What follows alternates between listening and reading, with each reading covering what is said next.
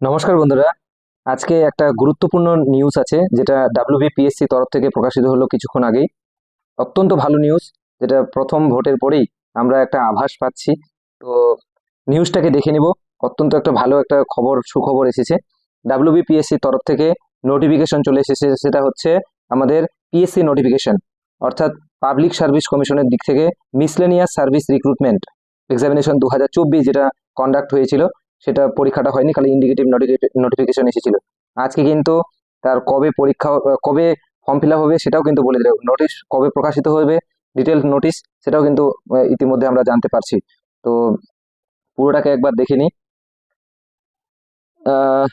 Advertisement ছিল, advertisement number ছিল 2024-13/2024 এবং প্রকাশিত হয়েছিল, নোটিফিকেশনটা হচ্ছে 23/12/2024-এ।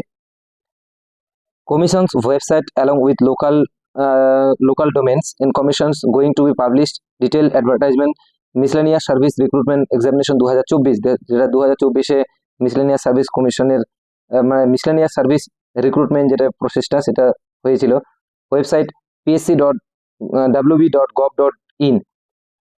এবং আজকের দিনে 25/4/2026 eligible candidate are required to consult detailed advertisement before submitting their application will be commence on 30/4/2026।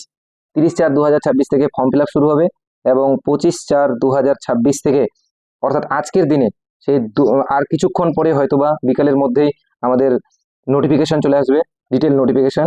সেই নোটিফিকেশন বের হলেই আমাদের 30 তারিখ থেকে আমাদের ফর্ম ফিল আপ শুরু হবে। তো এই ছিল একটা খুশির খবর। খুব জোরদার করে পড়াশোনা শুরু করো, এবার কিন্তু কিছু একটা নিশ্চয়ই ভালো দিন আসতে চলেছে। তো বেস্ট অফ লাক, দেখা হচ্ছে আমাদের নতুন ভাবে। চ্যানেলটাকে সাপোর্ট করো, অনেক কিছু তোমরা দেখতে পাবে।